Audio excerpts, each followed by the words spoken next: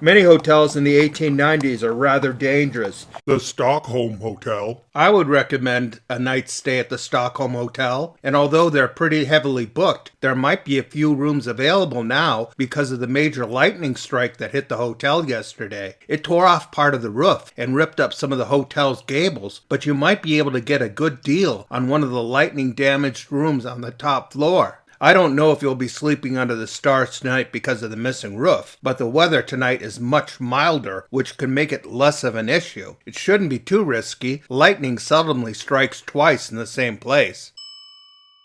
If you do end up spending any time at the Stockholm Hotel, I would suggest trying to conceal any sign that you have valuables with you while you're dining. There was a recent guest named Mr. Jarvis at the hotel who was robbed of his gold watch, $103 in cash, and his overcoat. Through a tip, the police found out that it was a waiter at the Stockholm Hotel who was found spending very freely just a few hours later in a North Clark restaurant. When the police arrested the waiter, they found Jarvis's gold watch.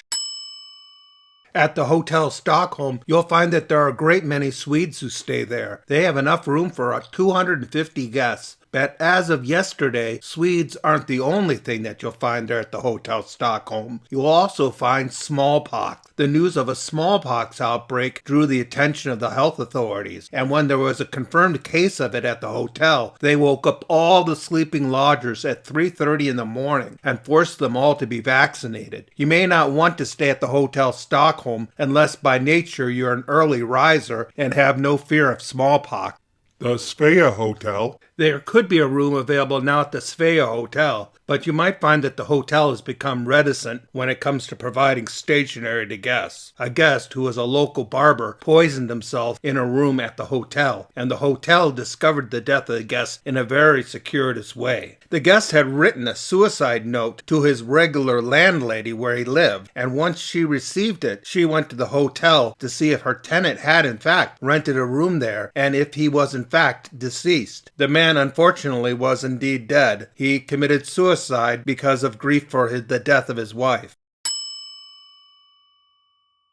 If you pass by the Svea Hotel, you may fall victim to a rather shocking surprise. This was certainly the case for one poor woman this week. There was an old coal chute in the sidewalk in front of the Svea Hotel, which was not well secured. The lady stepped upon it and suddenly fell through the sidewalk into the basement of the hotel, which is occupied by the Lun Xing Chinese Laundry below ground. She was badly bruised from the fall. So in terms of the Svea Hotel, I would say that it's very important to watch one's step.